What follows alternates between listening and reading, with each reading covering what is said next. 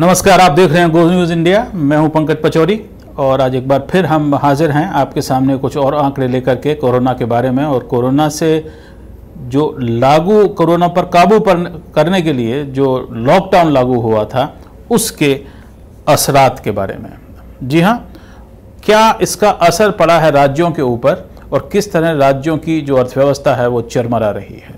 इस समय हालात ये हैं कि हिंदुस्तान दुनिया भर में जो सबसे ज़्यादा कोरोना से संक्रमित देश हैं उनमें 10 देशों की सूची में पहुंच गया है।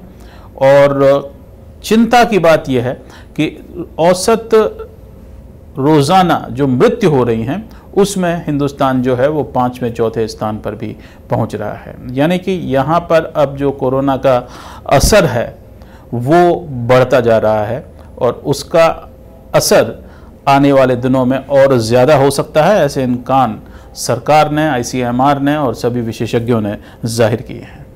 लेकिन हिंदुस्तान में अगर देखा जाए तो कोरोना का असर इतना ज़्यादा नहीं हुआ है जितना कि कोरोना पर काबू पाने के जितने भी सरकारी फरमान थे उनकी वजह से हुआ है। और उनमें एक फरमान था कि 4 घंटे की डेडलाइन पर देश में लॉकडाउन जारी कर दिया गया। ये लॉकडाउन लागू किया गया लेकिन लॉकडाउन टूट गया और हालात ये हैं कि आज 63वें दिन भी आप देखेंगे कि हमारे साथी जो रिपोर्ट कर रहे हैं सिद्धार्थ पांडे कि किस तरह से आज भी देश के सबसे ज़्यादा समृद्ध समझे जाने वाले हरियाणा के गुरुग्राम या गुड़गांव में साइबर हब जिसे हम कहते हैं वहाँ से लोग आज भी पलायन कर रहे हैं क्योंकि उनके पास में नौकरी नहीं है और उनके पास में खाने के लिए पैसा नहीं है। ये लोग अपने घर जा रहे हैं और उन राज्यों में जा रहे हैं जो बहुत ही गरीब हैं और उस गरीबी से दूर होने के लिए वो इन बड़े बड़े शहरों में आए थे। तो स्टेट बैंक ऑफ इंडिया जो हमारे मुल्क का सबसे बड़ा बैंक है उसने आंकड़े जारी किए हैं और आप देख सकते हैं कि इन आंकड़ों को देख करके आपको भी दहशत होगी। आपको डराना हमारा काम नहीं है लेकिन आपके पास में पूरी जानकारी होनी चाहिए, आपको सभी तथ्य जो हैं वो मालूम होने चाहिए। तो क्या असर पड़ने जा रहा है फाइनेंशियल ईयर जिसे हम कहते हैं वित्तीय वर्ष 2021 में कोरोना का। सिर्फ एक छोटा सा आंकड़ा देखिए और आपकी समझ में आएगा कि क्या असर कोरोना का कम लेकिन लॉकडाउन का ज्यादा पड़ा है। फाइनेंशियल ईयर 21 जीडीपी ग्रोथ आप देखिए, लॉस इन नॉमिनल जीडीपी वो है 30.3 लाख करोड़। ये आंकड़ा याद रख लीजिए क्योंकि ये वो आंकड़ा है जितने का देश में बजट जो होता है वार्षिक केंद्रीय सरकार का वो होता है। यानी जितना बजट सरकार एक साल में खर्च करती है देश के ऊपर उसका नुकसान हमें हो चुका है। और रियल जीडीपी ग्रोथ की अगर हम बात करें तो ये 6.8% कम होने जा रही है जो कि एक ज़माने में 10% हुआ करती थी और एक लंबे समय तक ये 8% के एवरेज पर औसत दर पर रही थी। तो ये एक बड़ा आंकड़ा है। 6.8% देश की जो जीडीपी है उसमें कमी आने जा रही है और खुद सरकारी बैंक कह रहा है हालात जिस तरह के हैं उससे लगता है कि क्योंकि वो सरकारी बैंक है थोड़ा सा बच के चल रहा है और हालात इससे भी बदतर हो सकते हैं। क्यों? आगे बढ़ते हैं और आपको बताते हैं कि किस तरह से राज्यों पर इसका असर पड़ने वाला है। पहले ये बताते हैं कि ये रियल जीडीपी और ये सब जो चीज़ें हैं ये क्या हैं। आइए एक नज़र डालिए तो आप देखें ये स्टेट बैंक के आंकड़े हैं और स्टेट बैंक ने ये बोला है कि जो कुल हमारी जीडीपी थी बजट एस्टिमेट्स के हिसाब से वो 224 लाख करोड़ की थी और अब वो घटकर 194.6 लाख करोड़ की रह गई है। तो रिवाइज नॉमिनल जीडीपी ग्रोथ जो है वो -3.8% है। इसमें रिवाइज्ड आप नॉर्मल अगर जीवीए ग्रोथ है वो 0.1% है और इसमें डिफ्लेटर जो होता है जीडीपी और जीवीए का ग्रॉस डोमेस्टिक प्रोडक्ट और ग्रॉस वैल्यू एडिशन तो 3% की कमी इसमें और आ जाती है और इसकी वजह से जो हमारी असली रियल जीडीपी ग्रोथ जिसे हम कहते हैं वो 6.8% बैठ जाती है।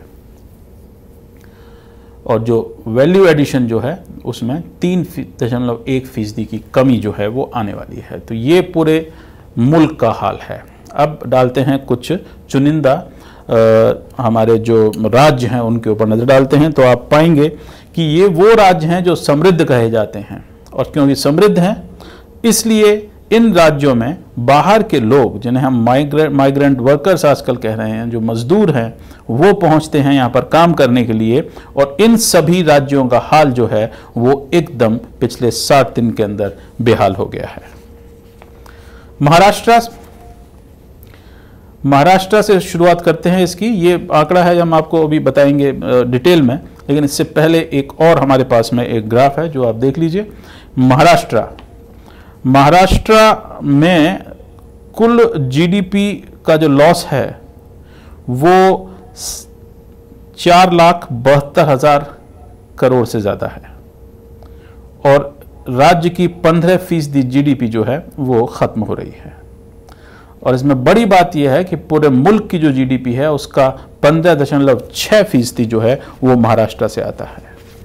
इसके बाद देखिए तमिलनाडु में 2,86,000 करोड़ की हानि है, और तकरीबन 15% तमिलनाडु की जो जीडीपी है वो ख़त्म हो गई है। और देश में पूरे देश की जो जीडीपी है उसका 9.4% तमिलनाडु से आता है। गुजरात, आपने देखा होगा, अहमदाबाद, सूरत, वाडनगर, इन सभी इलाकों से लोग भाग भाग कर जो है वहाँ से जा रहे हैं। 2,61,000 करोड़ का नुकसान हुआ है, और 15% जीडीपी जो है वो ख़त्म हो गई है। और आप देखिए तो 8.6% जो जीडीपी देश की है वो गुजरात से आती है।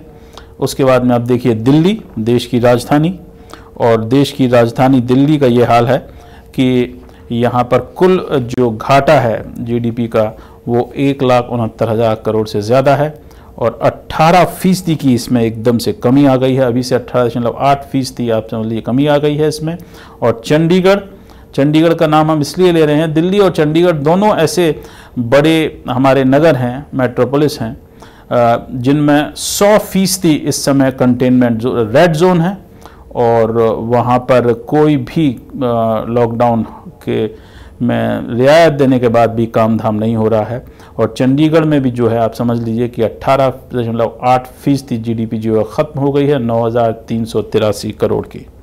और इसके बाद जो नंबर आता है वो आता है आपके दूसरे राज्यों में जहाँ पर ज़्यादा जीडीपी नीचे गिरी है, उसमें आता है नंबर 14, आंध्र प्रदेश का नंबर आता है, उसमें तेलंगाना का नंबर आता है, और ये सभी अमीर इलाके जो हैं हिंदुस्तान के वो समझे जाते हैं। तो अब आपकी समझ में आ गया होगा कि कोरोना जो बीमारी है उसका असर हिंदुस्तान में कम पड़ा है, लेकिन कोरोना बीमारी को रोकने के जो सरकारी प्रयास हैं उनका असर ज़्यादा पड़ा है, लॉकडाउन का असर ज़्यादा पड़ा है। और ये हालात आपके सामने हैं, और यही वो शहर हैं, चाहे वो चंडीगढ़ हो, चाहे वो दिल्ली हो, चाहे वो मुंबई हो, चाहे वो अहमदाबाद हो, चाहे वो सूरत हो, चाहे वो चेन्नई हो, ये इन राज्यों में जो बड़े बड़े शहर हैं जहाँ से लोग बाहर से आते हैं वो वापस अब जो जा रहे हैं। और अब हालात ये हैं कि जो श्रमिक स्पेशल ट्रेन जो चलाई गई थी, जिनमें कि अब तक कोई 45 लाख के आसपास लोग जो है अपने घर जा चुके हैं सरकारी आंकड़ों के अनुसार में, उनमें से आज एक रेल गाड़ी जब वाराणसी पहुंची तो उसमें 2 लाशें पाई गई। ये वो लोग थे जो कि या तो भूखमरी का शिकार हुए हैं या किसी बीमारी का शिकार हुए हैं, लेकिन जब ये गाड़ी वाराणसी पहुंची है तो वहाँ पर 2 लोग मृत उनमें पाए गए हैं। तो अब देखिए कि पूरे मुल्क का क्या हाल है। पूरे मुल्क को उठा के देखिए तो आप ये पाएंगे कि कुल जीडीपी का जो लॉस है वो 13.5% है, और 30 लाख करोड़ से ज़्यादा 30 लाख करोड़ से ज़्यादा 30,33,000 करोड़ जो है वो कुल हमारे जीडीपी को नुकसान हो चुका है। और इसका कुल आंकड़ा जो बैठता है वो बैठता है तकरीबन 6.8%। अगर इसमें से आप वो चीज़ें भी निकाल दें जिससे कि हमारे वैल्यू एडिशन जो होता है उसका उसके अनुमान जो हैं वो लगाए जाते हैं। तो ये हालात इस समय पूरे मुल्क में हैं और यही हालात हैं जिनकी वजह से लोग जो हैं वो अपने घर भाग रहे हैं। अभी तक जैसे मैंने बताया कि रेलगाड़ियों से कोई 45 लाख लोग जा चुके हैं, अभी भी हज़ारों गाड़ियां जो हैं इस समय चल रही हैं और ये 45 लाख की जो आंकड़ा है वो आप समझ सकते हैं कि 45 लाख लोग पूरे न्यूजीलैंड में रहते हैं।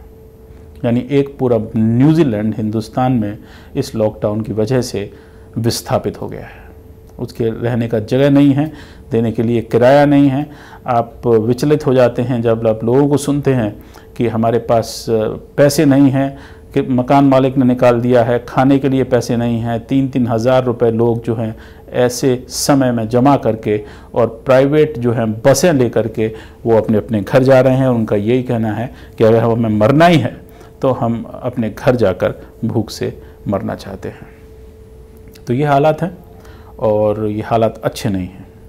और इन हालात में अगर हमारी जो सत्ताधारी पार्टी है भारतीय जनता पार्टी अपना 1 साल पूरे होने का जश्न मना रही है, सेलिब्रेट कर रही है, तो इससे ज़्यादा शर्मिंदगी की कोई बात नहीं होगी। इस समय देश में जश्न मनाने के लिए कुछ भी नहीं है। नमस्कार।